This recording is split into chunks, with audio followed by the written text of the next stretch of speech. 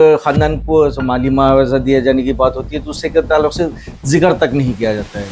मोहम्मद निजामुद्दीन की dead body जब हैदराबाद पहुंची तो सिर्फ पॉलिटिकल क्रेडिट लेने की कोशिश और हंगामा आराई हुई। बॉडी कौन पहुंचाया इस पर बहस चलती रही। दूसरे दर्जे का शहरी बनाने की कोशिश नहीं की जा रही है, बल्कि अमली तौर पर यह बता दिया जा रहा है कि आप दूसरे दर्जे के शहरी है।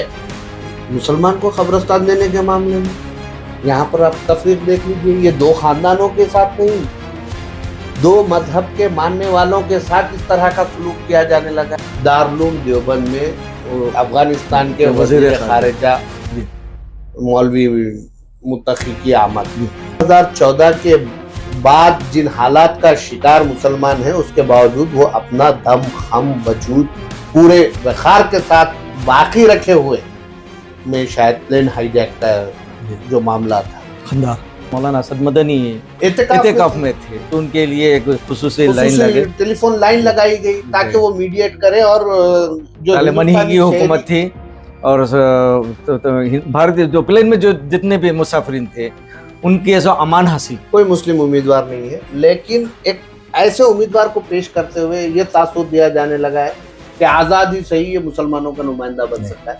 अरे अब क्या गूंगे और तोतले मुसलमानों की नुमाइंदगी करेंगे? अस्सलाम वालेकुम नाज़रीन। तेलंगाना में मुसलमान अपनी विक़त खोते जा रहे हैं या हुकूमत ने मुसलमानों को नज़रअंदाज करना शुरू कर दिया है, बल्कि ये कहा जाए तो गलत नहीं होगा कि उनके साथ दूसरे दर्जे का शहरी का सलूक किया जा रहा है। इसकी मिसाल हम बहुत से वाक़यात में देख सकते हैं, जहाँ खिलाड़ियों के साथ हुकूमत के माली इमदाद हो या उन्हें मौक़े देने की बात हो, वहाँ पर भी मुसलमानों के साथ एक अलग रवैया अख्तियार किया जाता है, तो दूसरे खिलाड़ियों के साथ एक अलग तरीके का सलूक किया जाता है। इसी तरह जो बैरून मुल्क फौत हुए हैं उनमें भी तमीज़ की जा रही है, उनके यानी सोगवार ख़ानदानों की माली इमदाद में भी तमीज़ की जा रही है।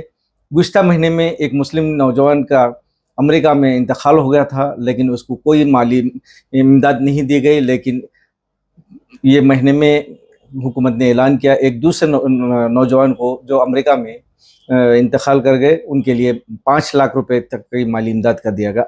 आइए मुसलमानों के साथ ये जो सलूक हो रहा है इसकी वजूहात क्या हैं और इसके लिए मुसलमान कितना ज़िम्मेदार है, रूलिंग पार्टी के मुसलमान कितना ज़िम्मेदार हैं, इस पर हम ऐसे बात करते हैं जनाब मुबशिरुद्दीन खुर्रम साहब से। मुबशिर साहब, आपने देखा कि 2 शहरियों का बात है, नौजवान हैं, अमेरिका में उन्हीं का होता है, लेकिन एक ख़ानदान को माली मुआवजा दिया जाने की बात होती है तो उससे के ताल्लुक से जिक्र तक नहीं किया जाता है।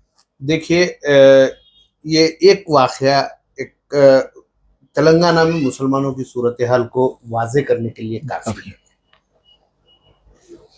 2 महीने 2 कत्ल अमेरिका में हुए, अमेरिका के 2 अलग अलग शहरों में हुए। तेलंगाना से ताल्लुक़ रखने वाले 2 नौजवान का कत्ल, जान तो गई दोनों, लेकिन पहला जो कत्ल हुआ सितंबर में 3 सितंबर को, आई थिंक मोहम्मद निजामुद्दीन महबूब नगर के जो ताल्लुक़ रखने वाले थे, उनका कत्ल हुआ। अमेरिकन पुलिस ने पुलिस की फायरिंग में गोली में लगने से मरे थे, वो अपनी जान गंवा बैठे। पोले चंद्रशेखर को गैर समाजी अनासिर ने अपनी गोली का निशाना बनाया। डैलस में मैं समझता हूँ उन पर गोली चलाई गई। पहले नौजवान का कत्ल हुआ था कैलिफोर्निया में। मोहम्मद निजामुद्दीन की डेड बॉडी जब हैदराबाद पहुंची तो सिर्फ पॉलिटिकल क्रेडिट लेने की कोशिश और हंगामा आराई हुई। बॉडी कौन पहुंचाया इस पर बहस चलती रही और सोशल मीडिया पर काफी घिनौनी चीजें भी सामने आई। लेकिन पोले चंद्रशेखर जो कि एक दलित है, पोले चंद्रशेखर की मौत वाक़ई होती है, जैसे इत्तला आती है साबिक़ रियासती वजीर मिस्टर टी हरीश राव उनके घर पहुंचते हैं, मुख्तलिफ सियासी जमातों के कायदीन घर पहुंचते हैं, हिस्सा भी देते हैं और बॉडी लाने के लिए बॉडी खामोश लाने है, के लिए मदद- कोशिशों का आगाज होता है। और खुद अमजदुल्ला खां खालिद भी जो कोले उनके घर चंद्रशेखर पहुंचे राव की बॉडी लाने के लिए MEA को लेटर लिखते हैं, मिनिस्ट्री ऑफ एक्सटर्नल अफेयर्स को। लेकिन गुज़िश्ता शब जब बॉडी आई, जी खालिद अमजदुल्ला खां खालिद ने बॉडी रिसीव की, BN Reddy Nagar teachers colony में उनके मकान पहुंचाए। आज 2 स्टेट मिनिस्टर्स, जी minister for SC ST minority welfare जी अदलूरी लक्ष्मण कुमार लक्ष्मण और IT मिनिस्टर जनाब श्रीधर बाबू जो NRI अफेयर्स के भी जिम्मेदार हैं, दोनों पोले चंद्रशेखर के घर पहुंचते हैं और वहां इस बात का ऐलान किया जाता है कि हुकूमत की जानिब से 5 लाख रुपये एक्स ग्रेशिया दिया जाएगा और जी। उनके भाई को सरकारी मुलाजिमत दी जाएगी। मोहम्मद निजामुद्दीन के मामले में ऐसा कुछ नहीं हुआ, जबकि मोहम्मद निजामुद्दीन कैलिफोर्निया में पुलिस की गोली का शिकार हुए थे। जी। US पुलिस, वो मुकदमा क्या था, क्या सूरत हाल थी, वो एक डिफरेंट है, वो आपकी सरजमीन भी जो नहीं है। खानदानों पे बीतती है कि एक नौजवान है, देखिए सबके बराबर होता है। फर्क ये उम्र का अगर जायजा लिया जाए तो मोहम्मद निजामुद्दीन 30 साल 23 साल के ये नौजवान पोले चंद्रशेखर, दोनों के माँ बाप पर क्या बीत रही होगी इसका अंदाजा किया जा सकता है। लेकिन दोनों के दर्द को बराबर समझने की हुकूमत की जानिब से कोशिश क्यों नहीं की जा रही? मोर्शी साहब, आपको शायद याद होगा, गुज़िश्ता बरस भी एक सऊदी अरब में नौजवान का इंतकाल हुआ था, तो जब उनकी बॉडी भी यहाँ लाई गई थी और उनको भी ऐसा इसी तरह की 5 लाख रुपए की माली इमदाद दी गई थी। देखिए गवर्नमेंट के पास जो NRI वेलफेयर बोर्ड की तजवीज है, जी मैं समझता हूँ उसकी रिपोर्ट अभी आनी है, उसके बाद NRI वेलफेयर बोर्ड बन जाएगा। लेकिन इससे पहले पेशु गवर्नमेंट जो थी वो उसमें ये सिलसिला जारी था, अगर कोई फौत होता है बैरून मुल्क खास तौर पे फौत होता है तो उनकी उस खानदान की इमदाद की जाती थी, बॉडी लाने के इंतजाम किए जाते थे, ये हुआ करता था। अगर आप बैरून मुल्क होने वाली अमवात की अगर बात करें तो 2018 से 2024 तक के आदाद शुमार का जायजा लिया जाए तो 800 अफराद की मौत वाक़ई हुई मुख्तलिफ ममालिक में, जिनमें खुदकशी की वजह से भी अमवात हुई है, वायलेंस की वजह से भी हुई है, कत्ल भी किए गए हैं, हादसात भी पेश आए हैं, तिबाई मौत भी वाक़ई हुई है। तो ये 800 अमवात हुई है, लेकिन तमाम अमवात में मैं नहीं समझता कि हुकूमत ने ऐसा दिया होगा। लेकिन ये एक वाक़या नहीं है। तेलंगाना में जिस अंदाज से मुसलमानों को ट्रीट किया जा रहा है, दूसरे दर्जे का शहरी बनाने की कोशिश नहीं की जा रही है, बल्कि अमली तौर पर ये बता दिया जा रहा है कि आप दूसरे दर्जे के शहरी है। फिर मैं आपको अगर खबरस्तान के मसले पर लाऊं तो शायद नागवार गुजरेगा, क्योंकि काफी ज्यादा बहस हो चुकी है। लेकिन काउ शेल्टर के लिए 100 एकड़ लैंड जो है वेमुलवाड़ा में एलोकेशन में कोई ताखिर नहीं होती, इमीडिएट एलोकेशन हो जाता है। वहां कोई मुसलमान या मुस्लिम तंजीम कोई एतराज नहीं करती और ना कोई कोर्ट को जाते हैं और ना ही कोई हुकूमत की जमीन काउ शेल्टर के लिए दी जा रही है, ये सवाल कोर्ट में कोई और करता है। मुसलमान को खबरस्तान देने के मामले में यहाँ पर आप तफरीक देख लीजिए, ये 2 खानदानों के साथ नहीं, 2 मजहब के मानने वालों के साथ इस तरह का सलूक किया जाने लगा है।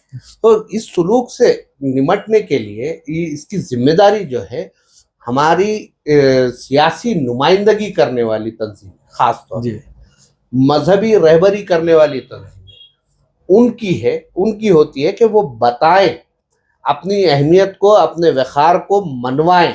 मुबशिर साहब, यही बात आपको हम हो रही कि क्या ये हमारी जो मिली तंजीमें कहलाती हैं, या आप कह लें कि मजहबी तंजीमें भी जो हैं, ये सिर्फ हमने जो महसूस किया है कि इलेक्शन के वक्त ही सरगर्म नजर आती है। नहीं, मुझे बताइए कि गुज़िश्ता 10 साल में 2014 से ही ले लेंगे, मिली तंजीमों की जानिब से हुकूमत के पास कितनी नुमाइंदगी?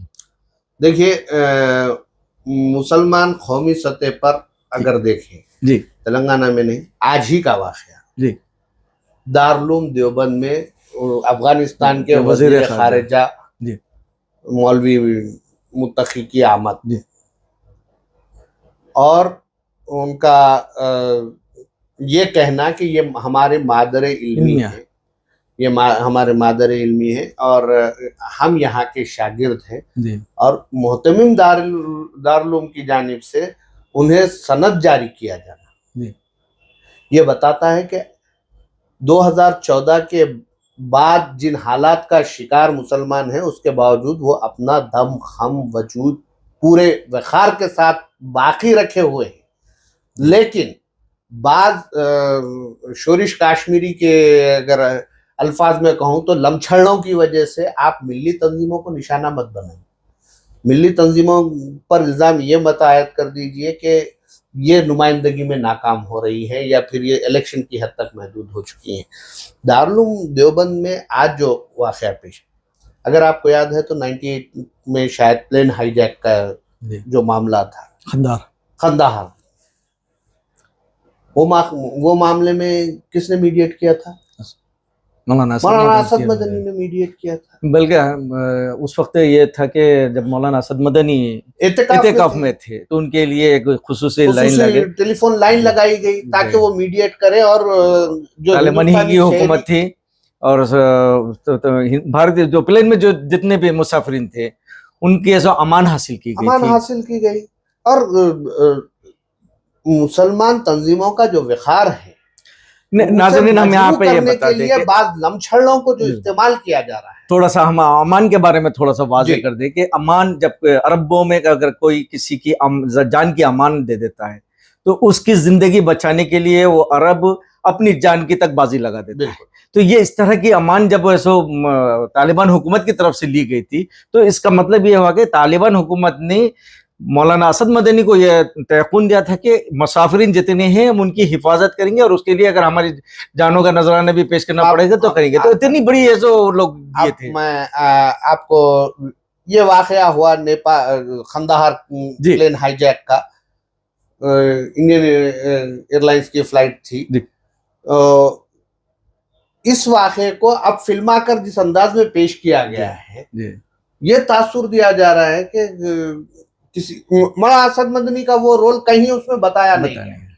तो तारीख को जिस अंदाज में मस्त किया जा रहा है तो मुसलमानों को दूसरे दर्जे का शहरी होने का बार बार एहसास दिलाया जा रहा है।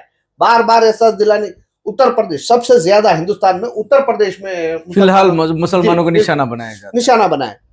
उत्तर प्रदेश में बुलडोजर राज चल रहा है। उत्तर प्रदेश में हजारों की तादाद में आई लव मोहम्मद पर केसेस बुक, एहतजाज करने वालों पर संगीन इल्जामात के तहत केसेस बुक, मामूली मुकदमात में माखूज करते हुए मुसलमानों की जायदादों को बुलडोजर के जरिए मुनहदिम किया जा रहा है, तबाह कर दिया जा रहा है। ये सब होते हुए मॉब लिंचिंग हो रही है जी। ये सब होने के बावजूद आज उत्तर प्रदेश के देवबंद में जब तालिबानी हुकूमत के वजीर खारिजा पहुंचे जी, तो मजबूरन वेलकम करना पड़ा। तो ये ताकत होती है।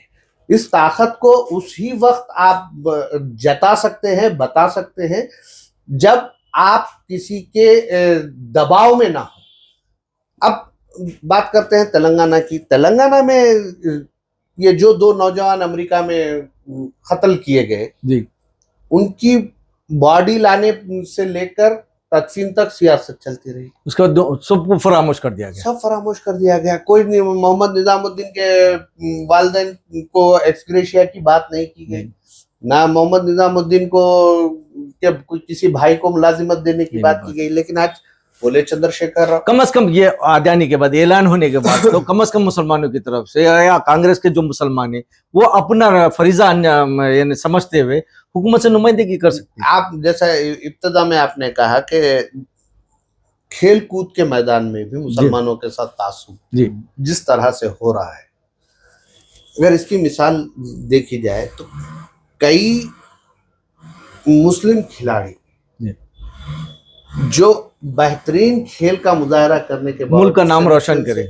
सिलेक्शन से उन्हें दूर रखा जाता है। तो इस तरह के वाक़यात कोई नए नहीं रहे, लेकिन हम जिस हुकूमत में जिंदगी गुजार रहे हैं उस हुकूमत से ऐसी तवक्को नहीं थी, जी।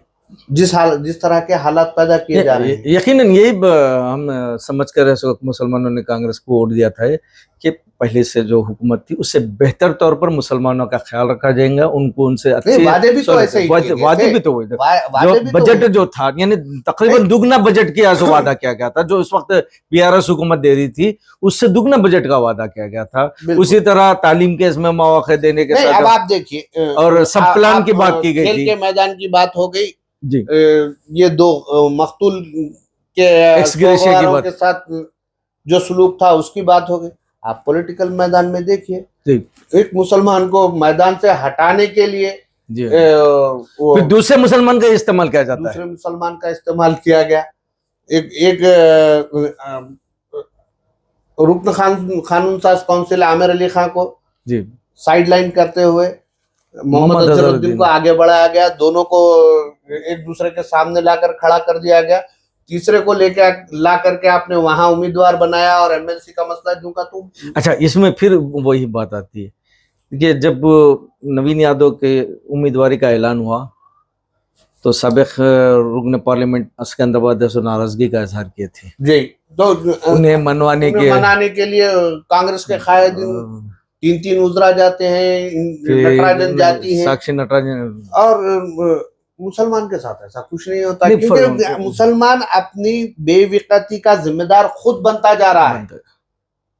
क्योंकि ये आस के फपोले जो होते हैं वो, हाँ, ये बल्कि अगर इसको ये कहा जाए तो गलत नहीं, जो लॉलीपॉप दिया जा रहा है कि नामजद ओहदों पे फिर अभी हम ऐसा करना है, ये इलेक्शन हो जाएंगे तो ये जो लॉलीपॉप के इंतजार में है कि हमें कुछ ना कुछ जो जाती ये हो जाएगा। बल्कि मैं तो ये भी सुना है कि बहुत से जो कांग्रेस की मदद किए थे उन लोगों को एक आस दिलाई गई कि कोई एक बड़ा काम कर लो, माली मनफत हो जाएगी, आप माशी तौर पर मुस्तकम हो जाएंगे, उसके बाद हम ये करेंगे। तो इस तरह की जो बातें हो रही है, इस लालच में हमारे मुस्लिम खैदीन अभी तक ऐसा खामोशी इख्तियार नहीं है। देखिए, वो एक प्रोसेस है, वो गवर्नमेंट में रहने के बाद इस तरह के फायदे पहुंचाना करना ये एक अलग चीज है, लेकिन जिस तरह से आपको सेकेंड ग्रेड सिटीजन बनाने की कोशिश हो रही है और बार बार ये बताया जा रहा है, जताया जा रहा है कि तुम्हारी हमारे पास कोई वक्त नहीं है, अहमियत नहीं है,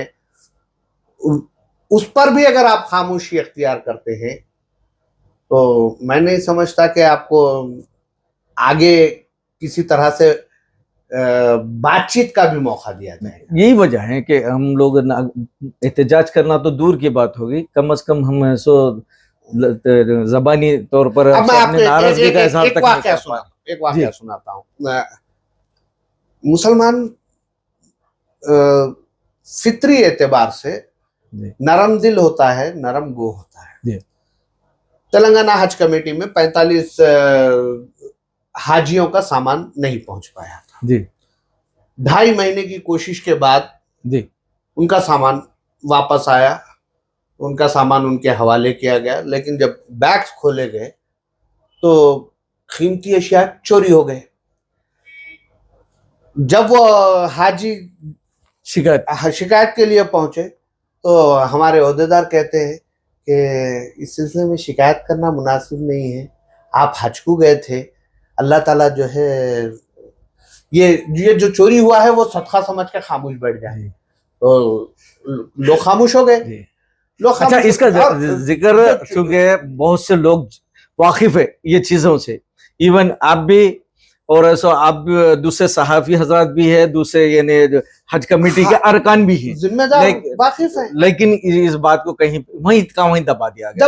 अच्छा, तो ये वो जो शिकायत करने के लिए पहुंचे उन्हें, अभी मैं कुछ देर पहले कहीं पढ़ रहा था, अल्लामा इब्न जौजी रहमतुल्लाह अलैह लिखते हैं कि एक शख्स हज से जब वापस आया जी तो साथियों ने उससे कहा कि आप हज पे रवाना होने से पहले जो वादा किए थे दावत का, वो दावत का एहतमाम कर दीजिए, कब करेंगे। तो जो मौसूफ हज पर जाकर वापस आए थे उन्होंने कहा कि हज पे जाने से पहले जो जो कुछ मैंने किया था अल्लाह ने उसको माफ कर दिया है। जी एक ज़राए मजाक है, लेकिन हाजियों के साथ सिम कार्ड स्कैम हुआ, वो उसका कुछ उसकी कोई तहरीरी शिकायत देने के लिए लोग पहुंच रहे हैं, लेने के लिए तैयार नहीं है, क्योंकि ये कहा जा रहा है अरे आप कहाँ हाजी साहब, आप क्या चक्कर में पड़ रहे हैं।